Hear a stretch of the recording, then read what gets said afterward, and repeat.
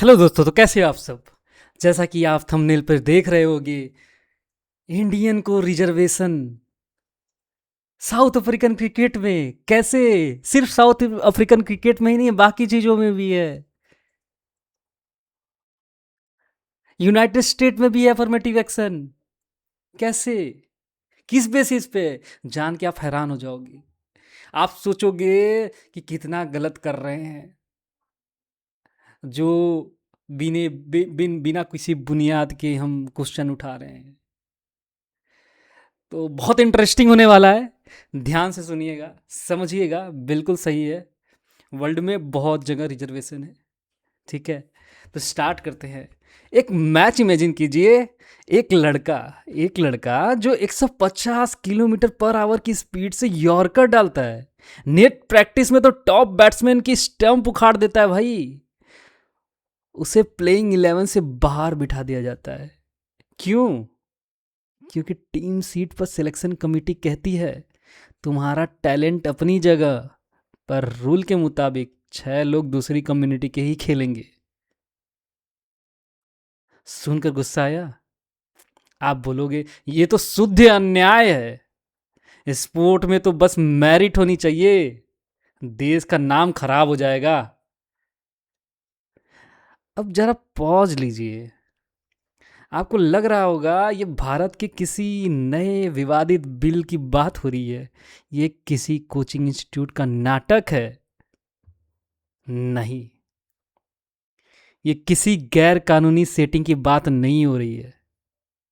ये official policy है उस देश की जो वर्ल्ड कप फाइनल खेलता है, साउथ अफ्रीका की नेशनल क्रिकेट टीम।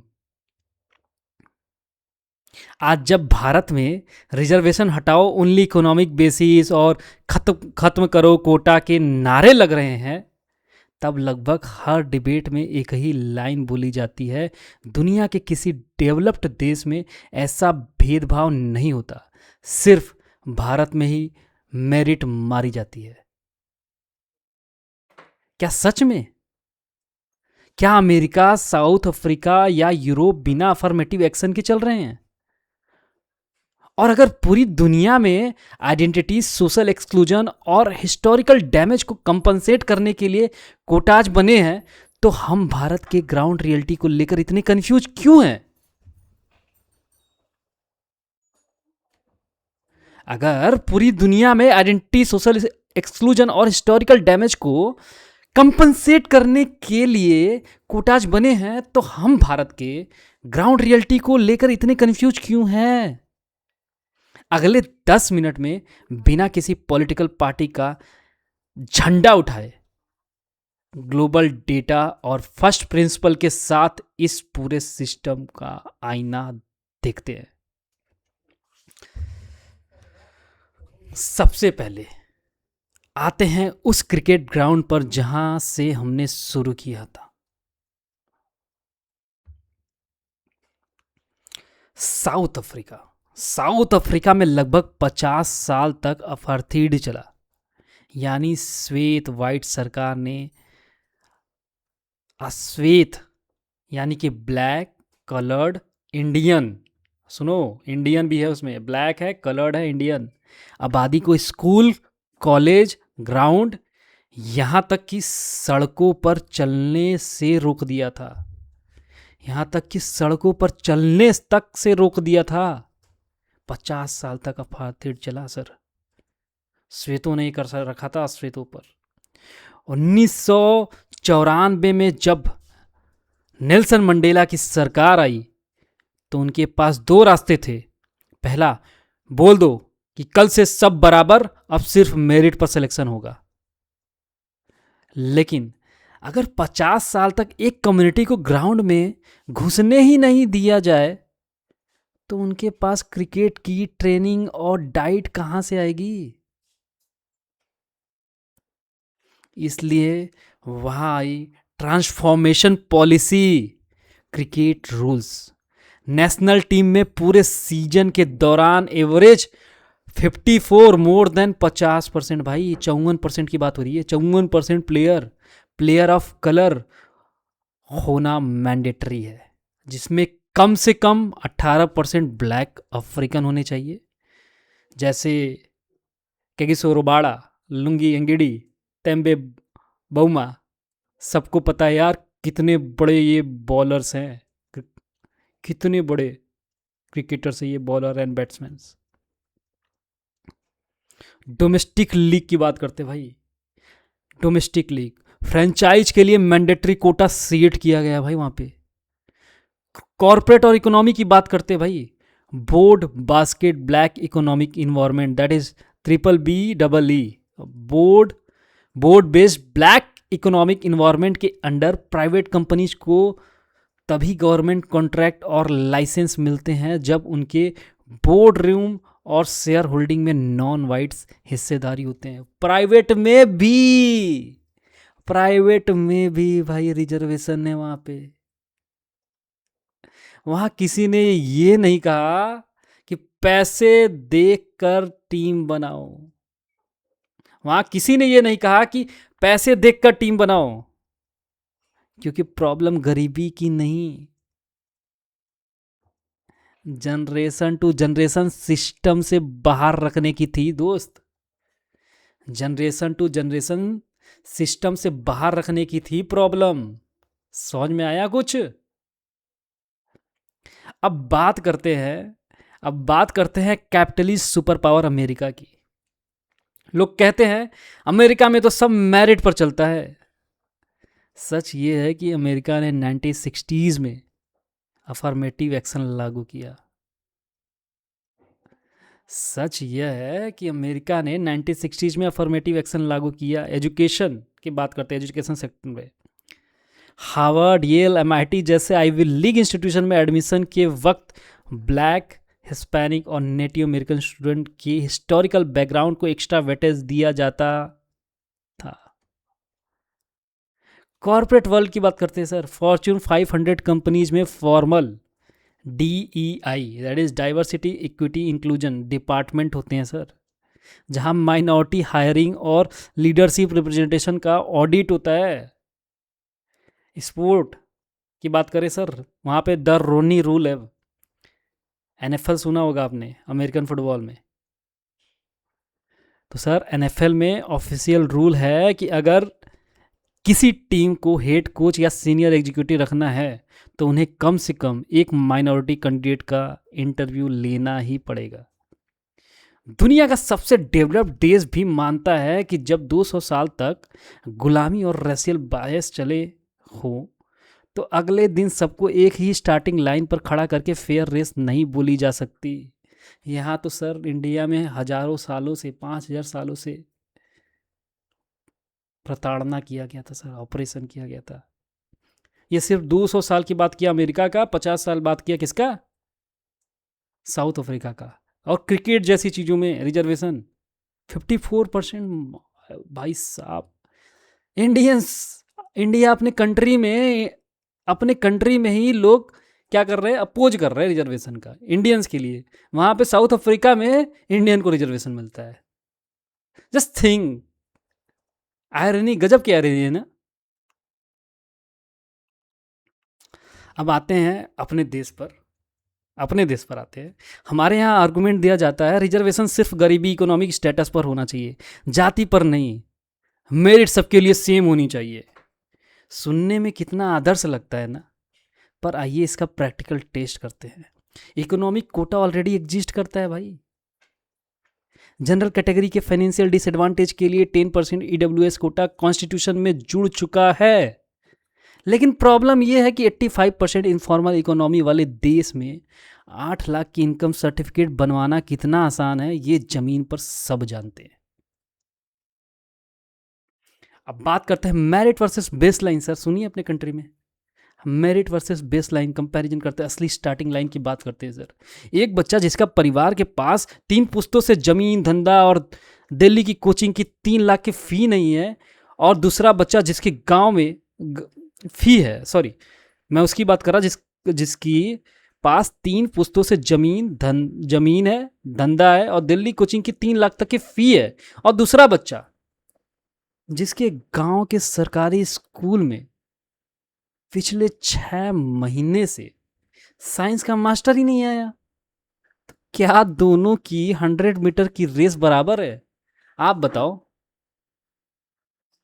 कौन जीतेगा? पहले ही डिक्लेयर हो गया, मैच फिक्स, जीत गए भाई। जब स्टार्टिंग पॉइंट ही बराबर नहीं तब स्कोर सीट को मेरिट बोलना कहाँ का जस्टिस है? बताइए। डिग्री में कोई कोटा नहीं होता सर। एमबीबीएस हो, बीटेक हो या आईएएस ट्रेनिंग हो, एंट्रेंस के बाद हर सेमेस्टर और फाइनल डिग्री पास करने के लिए कैटेगरी के स्टूडेंट को भी स्ट्रिक्टली कुछ परसेंटेज पासिंग मार्क्स होते हैं। मेडिकल में जैसे 50% पासिंग मार्क्स होते हैं, वो लाने ही पड़ते हैं। वो सबके लिए बराबर होता है। डिग्री में या हॉस्पिटल के ऑपरेशन थिएटर में कोई रिजर्वेशन नहीं होता सर, कोई रिजर्वेशन नहीं होता। अब एक नज़र पूरी दुनिया के मॉडल पर डालिए। इंडिया में 59.5% सेंट्रल कोटा, जो कि ईडब्ल्यूएस आने के बाद था, उसके पहले था 49.5, 50% से कम था। ठीक। सोशल बैकवर्डनेस के बेसिस पे एससी एसटी ओबीसी को दिया गया। इकोनॉमिक हार्डशिप की वजह से बाकियों को दिया गया, सबन को दिया गया। कहाँ पे सर? गवर्नमेंट जॉब में, कॉलेज में, लेजिस्लेटिव सीट्स में, स्पोर्ट्स में उतना हर तरीके से कोटा नहीं है, कुछ जॉब्स में कोटा मिल जाते हैं, सेलेक्टिव है। ऐसे तो आर्मी में भी होगा इंडिया में। साउथ अफ्रीका की बात करते हैं सर, वहाँ पे ट्रांसफॉर्मेशन सिस्टम है सर। रेशियल इक्विटी की बात होती है sir. Black colour coloured Asian, private sector, mining, national sport, हर जगह क्रिकेट, रग्बी, उनको रिजर्वेशन मिलता है सर। प्राइवेट सेक्टर में भी मिलता है, बस सोचिए सर। यूएसए की अफर्मेटिव एक्शन और डीईआई, वहाँ पर रेस, इथेंटिसिटी और हार्डशिप के बेसिस पे। Universities, corporate leadership, supplier diversity, ये सब देखते हुए वहाँ पर रिजर्वेशन मिलता है। यूनिवर्सिटीज में मिलता है, कॉर्पोरेट लीडरशिप में, सप्लायर डाइवर्सिटी में। राइट। मलेशिया में सर भूमि पुतेरा पॉलिसी है, कुछ एथनिक मलाज, कुछ बिजनेस कोटाज है सर। यूनिवर्सिटी सीट्स है, हाउसिंग डिस्काउंट्स मिलते हैं वहाँ पे। समझ रहे हो सर? समझो समझो। ये देखो थोड़े स्क्रीन्स पे क्या है, देखो।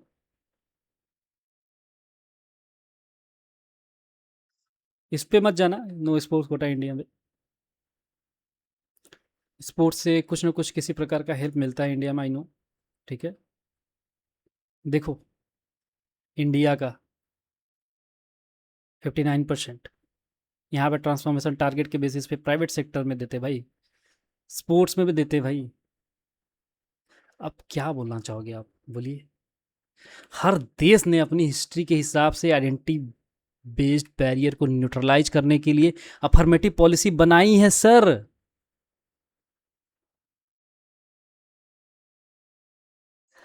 आप रिजर्वेशन का विरोध करें या समर्थन, ये आपका कानूनी अधिकार है, लेकिन गलत प्रेमाइसेस और आधे अधूरे व्हाट्सएप ज्ञान पर लड़ाई लड़कर एक दूसरे के आत्मसम्मान को चोट मत पहुंचाइए। असली मांग क्या होनी चाहिए? फेक इनकम और कास्ट सर्टिफिकेट पर जेल और परमानेंट कैंसिलेशन हो। देश के 1 लाख टूटे प्राइमरी स्कूल को इंटरनेशनल स्टैंडर्ड का बनाया जाए ताकि हर गरीब बच्चे को सेम बेसलाइन मिले। प्राइवेट इन्वेस्टमेंट और मैन्युफैक्चरिंग बढ़े ताकि देश के करोड़ों युवाओं को सिर्फ 2% सरकारी नौकरियों के पीछे आपस में ना लड़ना पड़े। ये लड़ाई जिस वजह से हो रही है ना, वो बहुत बड़ा फैक्टर है ये, job crisis. Right, job crisis.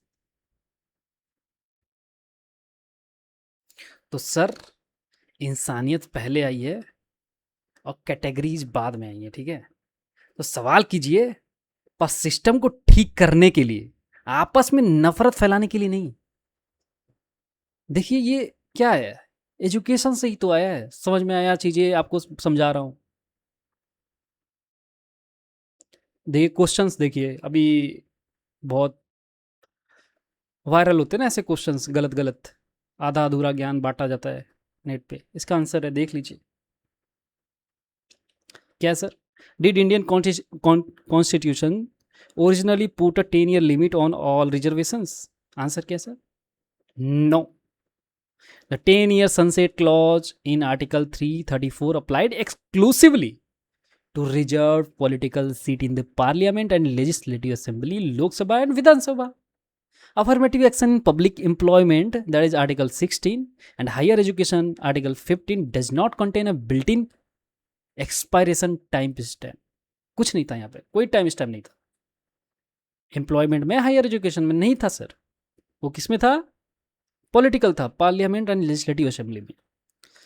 अब दूसरा क्वेश्चन है sir, are super speciality medical seats and top research post reserved in India? Supreme Court ruling सुनिए sir, including the pre PG medical benchmark cases. Supreme Court rulings have affirmed that super specialty medical seats, DMM, MCH, and certain specialized research position in strategic scientific institution operate on pure open merit without reservation. तीसरा question क्या popular है sir? What was the outcome of supreme court 2024 SC/ST सब classification ruling? On August 1, 2024, a 7-judge constitutional bench ruled that state government are constitutionally permitted to subclassify scheduled castes to ensure the affirmative action benefit prioritizes the most economically and socially vulnerable subcastes such as Valmiki, Mushar and Madikaj. Right, तो this is it sir. आपका इस global comparison पर क्या नज़रिया है बताइए sir, अपनी राय comment section में शेयर जरूर करिए। और कैसा लगा ये जानकर कि साउथ अफ्रीका में जो 50 साल सिर्फ अपार्थाइड मूवमेंट चला था, वहाँ पे प्राइवेट सेक्टर में रिजर्वेशन है। क्रिकेट, नेशनल क्रिकेट की बात कर रहे हैं, वहाँ पे रिजर्वेशन है। तो वीडियो को लाइक करिए सर, अगर अच्छा लगा हो तो शेयर करिए और इस चैनल को सब्सक्राइब करिए और ऐसी चीज़ों को स्प्रेड करिए जो सच है, ट्रूथ है, डेटा के साथ है। जय हिंद, जय भारत, वंदे मातरम।